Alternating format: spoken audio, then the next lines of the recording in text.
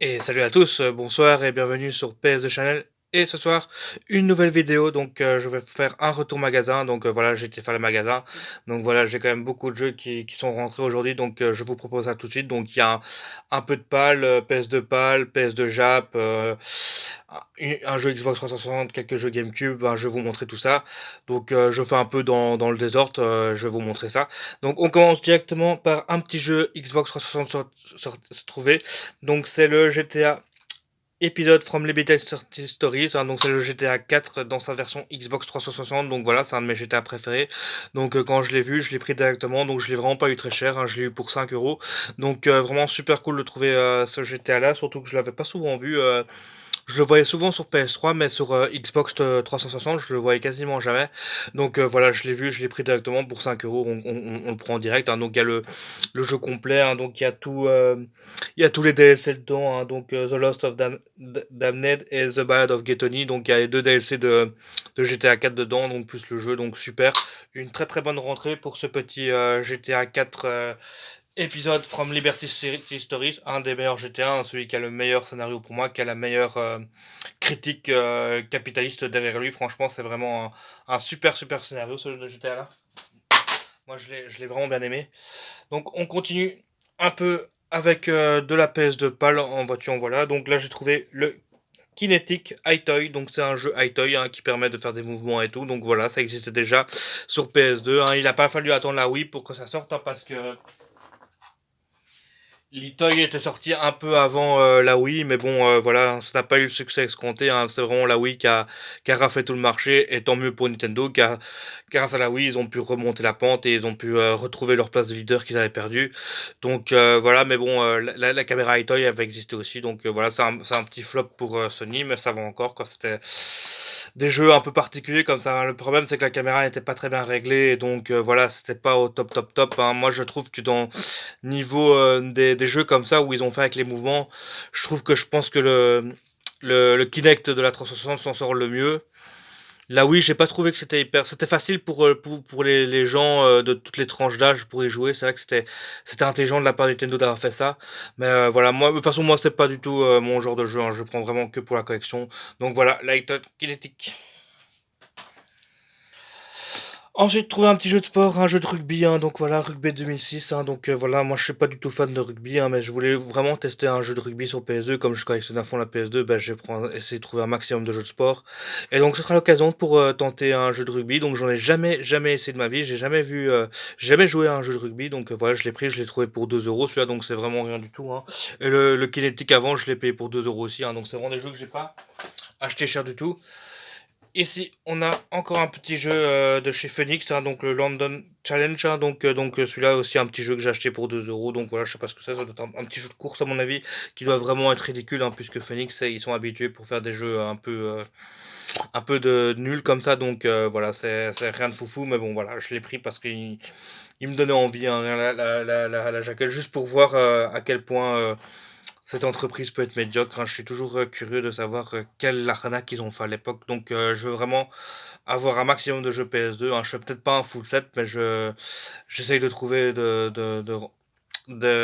rentrer un maximum de titres. Hein, vous savez bien. Donc, voilà pour London. Ensuite, une licence que j'aime bien, hein, c'est WRC, hein, les World Rally Championship hein, extrême. Donc voilà, c'est dans sa version extrême, donc c'est la version évoluée du 2. Donc voilà, moi des jeux de bagnole, j'aime encore assez ça. Même si maintenant, sur les dernières consoles, je n'ai toujours pas acheté le dernier Gran Turismo sur PS5, il me donnait pas envie finalement. Donc, mais à l'époque de la PS2, à cette époque-là, je trouvais que les jeux étaient assez intéressants parce qu'il y avait vraiment une difficulté, il y avait vraiment, il fallait prendre beaucoup de choses beaucoup de paramètres en compte. Hein, franchement, à cette époque-là, c'était pas facile du tout. Hein. Réessayer les jeux de Formule 1 sur la PS2, c'est pas une partie de plaisir. Hein, quand on voulait jouer en manuel ou en automatique, enfin, franchement, c'était quand même des gameplays qui étaient assez approfondis, qui étaient assez bien foutus. Donc voilà, moi, j'aime beaucoup les jeux de voiture à l'époque PS2. Enfin, même PS3, ça passe encore, hein, parce que j'ai bien aimé. Le jeu voiture Speed Second, même s'il est beaucoup plus facile, mais ça, c'est des jeux qui sont assez techniques hein, quand même. C'est vraiment encore cool. Hein. Franchement, moi j'aime bien encore. Ensuite, un petit jeu de foot, Sensible Soccer 2006, donc de Codemaster, donc je sais pas du tout ce que c'est. Je l'ai pris parce que c'est un jeu de foot, dès que je vois un jeu de foot, je le prends directement. Je n'hésite pas une seule seconde, donc moi les jeux de foot, j'adore le sport, le football, et j'adore les jeux de foot sur PS2. J'aime bien voir tout ce qui existait, donc voilà, il y a ce jeu de foot qui existe, donc voilà, c'est pour les gens qui sont intéressés pour le foot 7. Il existe un jeu Codemaster Sensible Soccer 2006, donc je ne sais pas du tout ce que c'est. On verra bien, je vais le tester, on verra bien ce que c'est. On continue. Encore chez Codemaster, encore un jeu de foot, donc c'est la Ajax Club Football, donc voilà, c'était connu à l'époque, il y avait plein de jeux de PS2 qui sont sortis avec les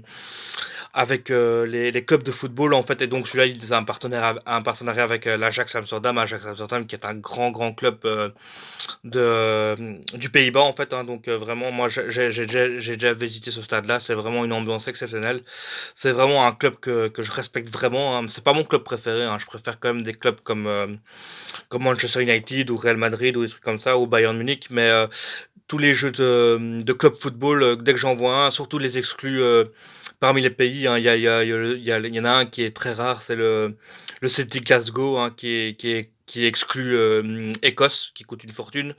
Vous avez tous les clubs anglais, vous avez aussi pour Barcelone, pour Real Madrid, donc vous avez vraiment beaucoup de jeux exclus comme ça par pays. Mais sauf que celui-là, il est sorti pas que aux Pays-Bas, il est sorti dans tout le Benelux. Donc on peut le trouver en Belgique, on peut le trouver au Luxembourg et on peut le trouver aux Pays-Bas. Sauf que la version belge, comme j'ai moi, elle sera traduite dans les deux langues. En fait, il y aura le français et le néerlandais dessus, et le jeu sera en anglais. Donc voilà, c'est vraiment la même version qu'ils ont en Hollande, sauf qu'on a le manuel et les traductions en français dans les menus. Donc ça c'est sympa, mais c'est parce que voilà, on fait partie du Benelux, donc on a souvent comme ça au Benelux, les jeux qui sont ensemble, ou on a des exclus comme ça entre nous. Mais voilà, donc ce jeu-là, je pense pas qu'on peut le trouver ailleurs, sauf que il y a des gens qui l'ont acheté, qui l'ont revendu par après, mais c'est vraiment une exclue Benelux, ça, c'est vraiment, c'est pas si commun que ça, hein. Trouvé pour rien, je l'ai vraiment eu pour une 5-6 € aussi, donc tranquille, hein. Ensuite, on retourne au truc plus intéressant, ici, le King of Fighter, pour 25 €.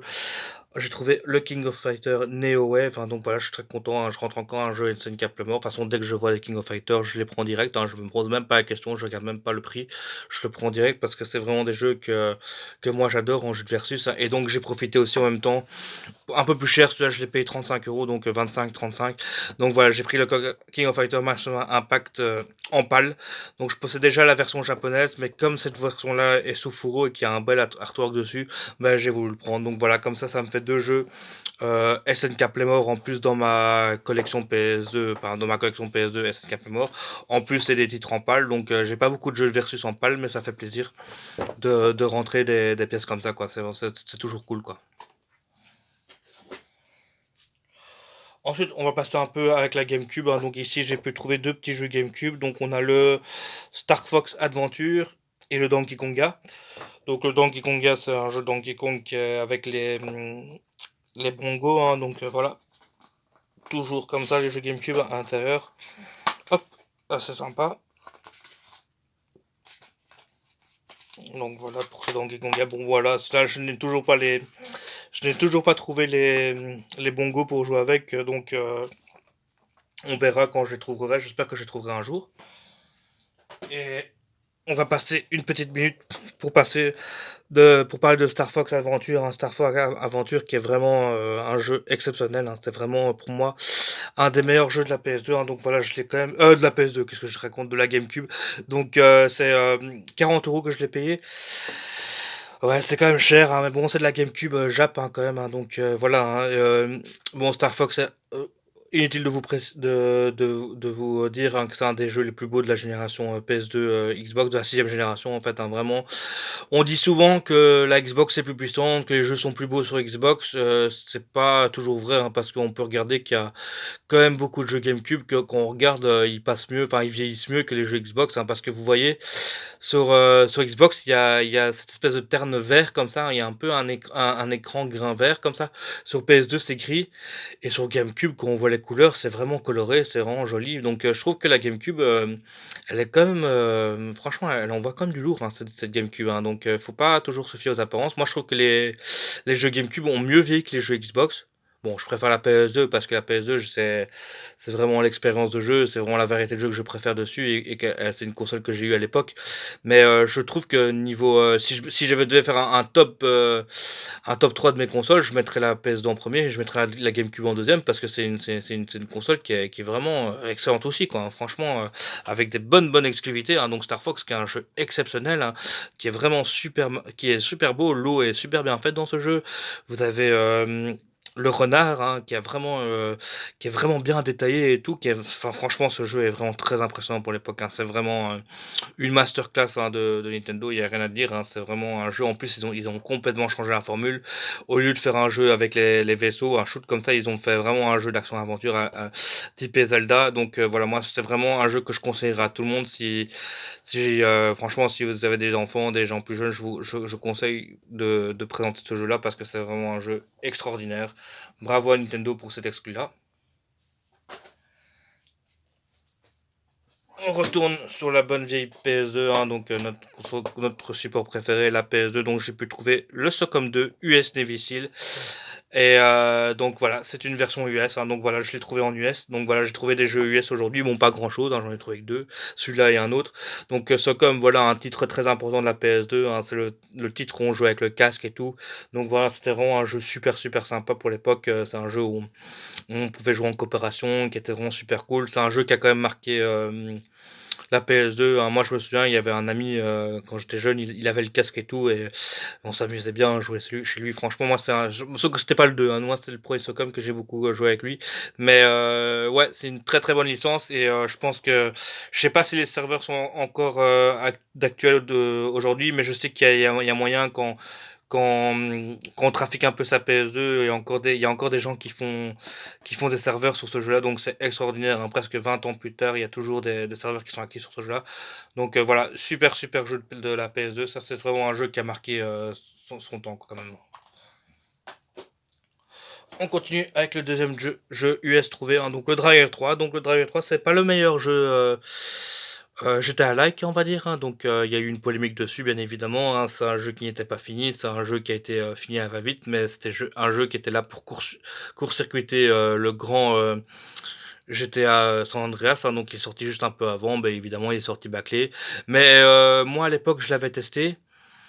Et quand j'étais jeune, quand je l'avais vu un peu avant GTA San Andreas, quand je n'avais pas encore vu la beauté de GTA San Andreas et le jeu San Andreas, j'avais quand même bien aimé, je l'avais trouvé vraiment impressionnant, même le fait on peut sauter aussi de sa voiture, enfin je trouvais que c'était quand même bien fait et tout, mais une fois qu'il y a San Andreas qui est sorti, ouais non, ça n'avait plus rien à voir. Là on avait vraiment 3-4 niveaux au-dessus, là c'est vraiment... Voilà, donc c'est un jeu où Atari s'est un peu perdu les pinceaux, mais donc voilà, je l'ai pris, hein, donc vous voyez, hein, donc les jaquettes US, hein, si vous voulez.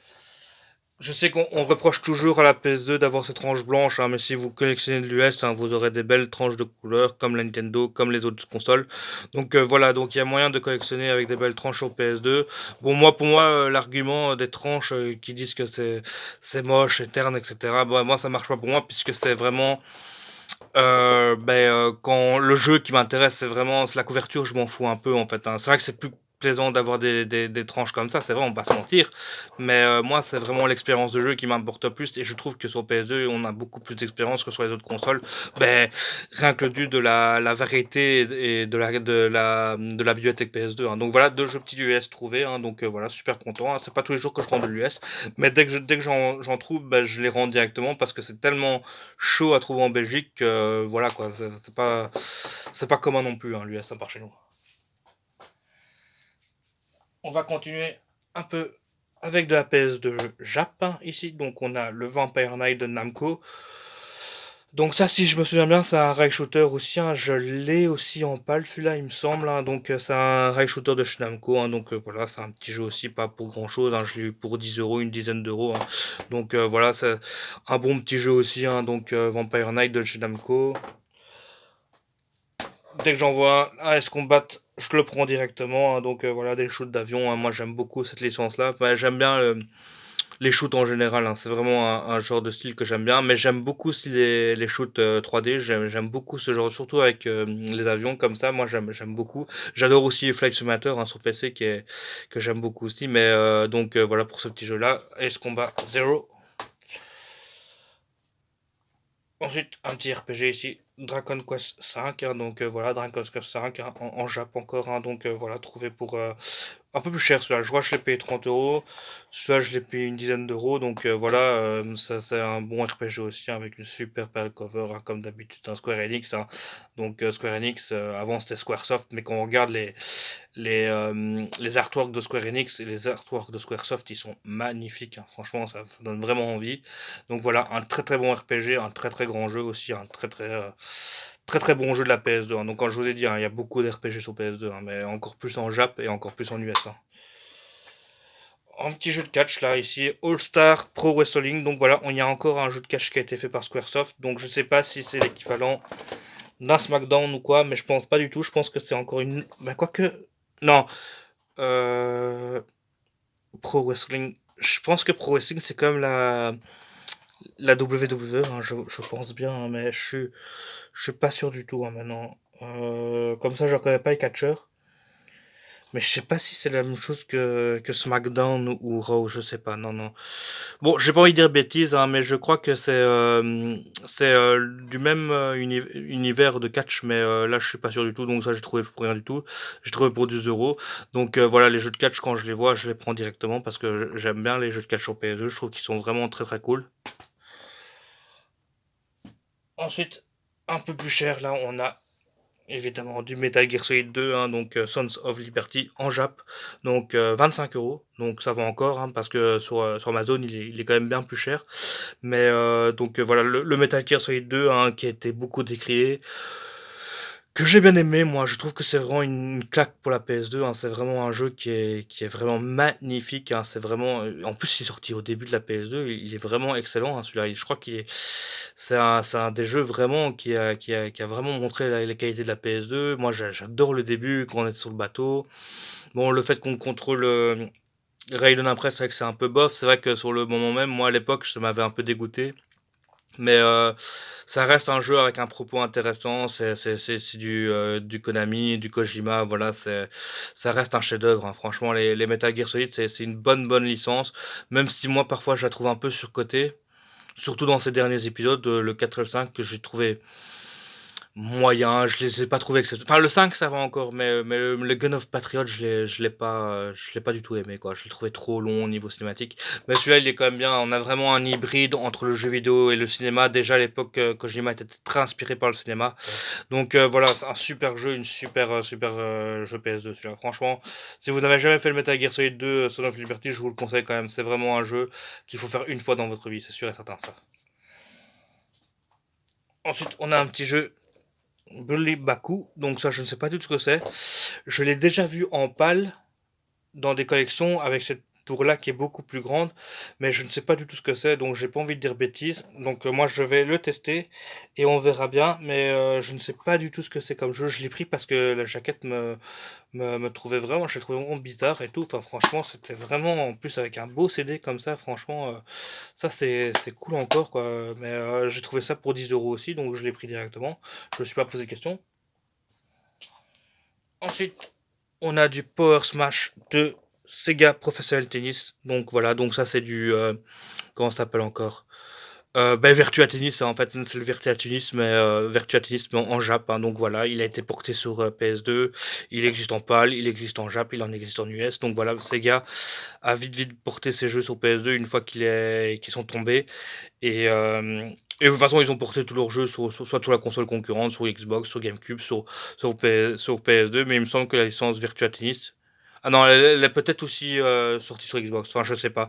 Mais voilà, donc tant mieux, hein, tant mieux. Nous, on a eu des jeux Sega grâce à ça, donc voilà, c'est cool.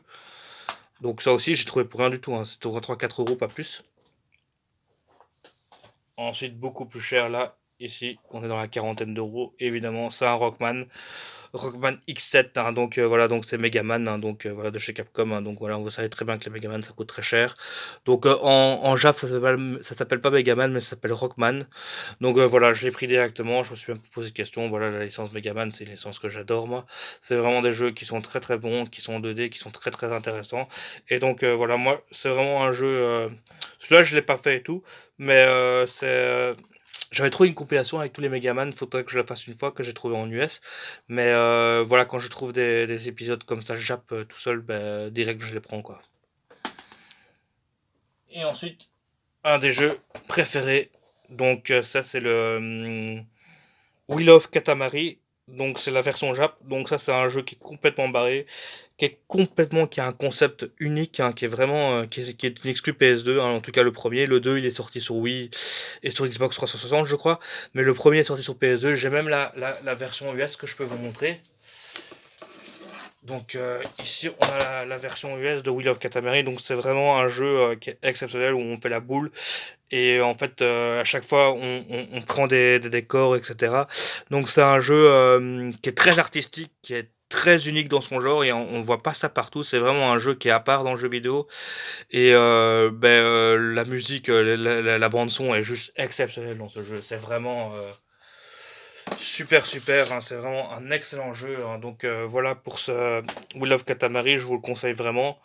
Donc il existe dans toutes les versions, en PAL, en US et en Jap, hein. Donc voilà, y a pas de jaloux, il est sorti sur tous les continents, hein. Mais par contre, moi je possède la version US, je possède la version PAL, la version Jap, mais je n'ai pas la version PAL de ce jeu-là. Je l'ai pas encore trouvé, je l'ai jamais vu en PAL.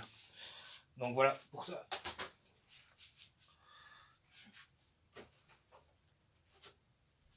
On continue avec un nouvel achat. Donc là, je l'ai payé beaucoup plus cher, hein. Donc j'ai acheté une PS2 60 euros, hein. Donc une PS2 encore une RC, hein. Donc c'est vraiment la troisième que je trouve. Donc j'en ai déjà 3 des RC.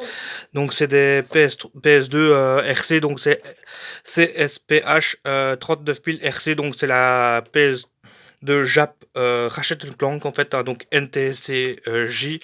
Donc voilà, c'est encore une PS2 japonaise en fait, hein. Donc voilà, donc dès que je les vois, ben, je la prends direct. En plus, elle était proposée à 89 euros, mais comme il y avait une réduction en ce moment, en janvier, donc je l'ai eu pour 60 euros.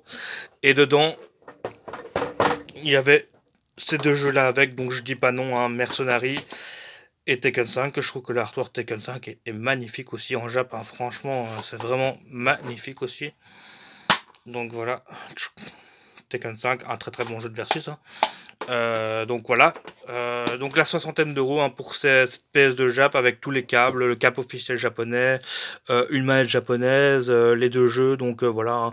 Dès qu'on voit ça, on dit pas non, hein. Donc voilà, j'ai acheté une PS2 Jap, donc comme d'habitude, hein. Donc ici on est sur du 100 volts, hein, cette fois-ci, hein. Donc c'est encore une différente, hein, parce que la dernière fois c'était 110, hein. Donc voilà, vous voyez dans les différents modèles de PS2, en Jap, il change de volt à chaque fois, hein. Une fois c'est 100 volts, une fois c'est 110. Donc faites très attention, hein, quand vous branchez votre PS2 Jap sur le 220 en Europe, hein. Enfin, vous devez absolument avoir le transformateur de trucs, hein, comme ça. Parce que si vous mettez ça directement sur votre courant à vous, la PS2 va brûler, hein. Elle va pas cramer par le feu, mais à l'intérieur elle sera brûlée, les circuits et tout. Donc voilà, moi j'ai déjà cassé deux PS2 Jap comme ça en n'étant pas attentif et en me trompant en fait dans mes modèles. Donc voilà, donc je dirais faire attention quand même, hein. Donc voilà pour celui-là.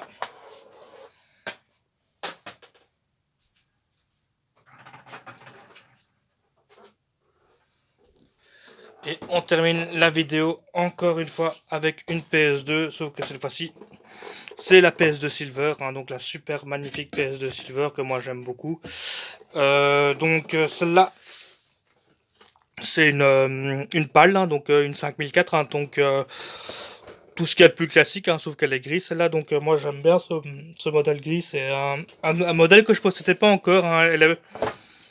Je veux pas dire qu'elle est rare, hein, on en trouve, hein, mais souvent quand je voyais cette PS2 là, elle était tout le temps dans les 130, 140 euros, 150 euros parfois, rien que la console et tout. Et là, je l'ai pu la trouver au magasin aussi pour rien du tout, hein. Je l'ai eu pour 80 ou 85 euros, je pense. Et dedans, il y avait évidemment la manette avec officiel, il y avait les câbles et tout. Et il y avait ce petit lot de jeux avec. Donc là, on a A Series of Unfortunate Events. Donc ça, c'est comment ça s'appelle encore, les désastreuses aventures des orphelins Baudelaire, en fait, en français. Je possède ce jeu-là en PAL FR, donc je connais le titre et tout. J'ai vu le film, hein, c'est un film avec Jim Carrey comme ça qui est vraiment bizarre, qui est vraiment. J'ai pas trop aimé ce film parce que j'aime pas qu'on exploite, enfin qu'on exploite la misère des orphelins comme ça m'a un peu dérangé quand même le propos du film, même si c'est un film qui se veut comique, mais je n'ai pas aimé le fond du film. Et je trouve que Jim Carrey est un peu ridicule dans ce rôle, mais bon voilà, ça c'est un choix de carrière qu'il a fait. Donc ça c'est la version pas le cas, hein, puisqu'il est en anglais celui-là, ou alors c'est peut-être une version. Non non c'est bien une version EK, hein, celle-là. Donc il y avait aussi le Superman Returns, hein, donc voilà, il était compris dedans. Le Ratchet Gladiator que je n'ai jamais aimé, mais bon voilà, il est dedans, que voulez-vous que je fasse avec, hein. Grover Rider, connais pas. Ça, par contre, c'est intéressant quand même. Ça, Sega Superstar Tennis, ça c'est assez cool qu'ils soient dans l'eau. Je ne l'ai pas encore et en général les jeux Sega qui sont portés sur PS2, je les veux tous, hein. Donc très très cool ça. Donc avec le truc de Space Channel, avec lui. Ouais ouais, c'est très cool. Comment il s'appelle encore ça, celui-là, avec les maracas là, comment ça s'appelle encore? Je sais plus. Mais et on a le Rayman 3 Avoc. Donc voilà pour cette rentrée retour de magasin, hein. Donc voilà, j'espère que la vidéo vous aura plu, hein. Donc n'hésitez pas à mettre un petit commentaire, hein, si vous avez aimé la vidéo, un petit like, ça fait toujours plaisir, hein. Et voilà, merci à tous, hein. Bonne soirée.